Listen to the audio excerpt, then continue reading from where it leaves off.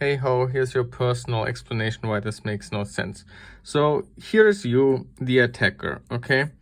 And here's a victim user, and there's a target server. The server has a website running, okay? Typical website, a blog or something. So an XSS is an attack against another user. It's not an attack against the server. So in some way, in an XSS attack, you are able to inject some kind of JavaScript into the page. And if it's reflective or not, so basically you send them the URL and they visit it and they get the script, or you embed it somewhere in the website in a blog post or a comment or whatever. Now, when the victim accesses this server, they get sent the XSS response. This XSS now executes in their browser, here on their website, it executes. And this JavaScript can now do anything the victim could do.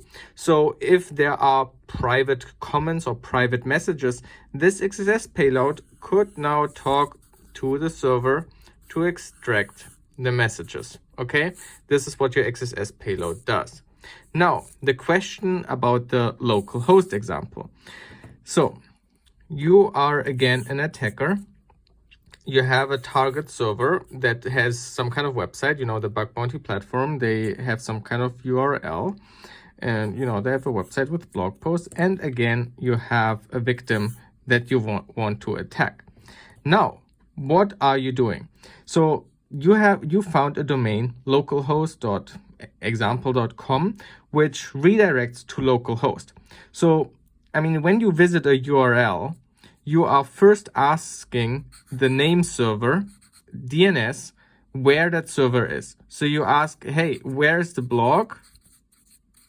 And it responds to you the IP, and then you connect to the IP, to reach that server. And when this victim also wants to visit the blog, they also ask the name server, hey, where's the blog? They get the IP. And so they also visit 1.1.1.1. Now let's look at this example here with the localhost attack that you thought.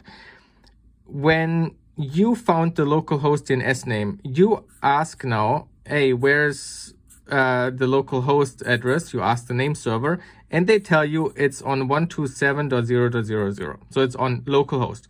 So now, instead of connecting to this server in the internet, you are connecting to your own database, to your own server that you run locally. And in your example, you also started locally a PHP server. So now imagine the victim. The victim, you want to attack the victim now. So you sent the victim your vulnerable, domain name, right? So now the victim also tries to access the site. They get lol. So they get returned the IP address 127.0.0 whatever. And so where do they connect now to? Well, they cannot access your server because that is running on localhost. That is on your machine.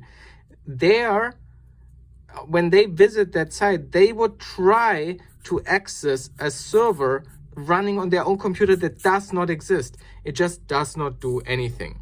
So there is no way to attack anybody because it is trying to connect to something on localhost on your machine. So you cannot ever attack anybody else. You are only attacking yourself, essentially causing a self XSS. It just makes no sense, okay?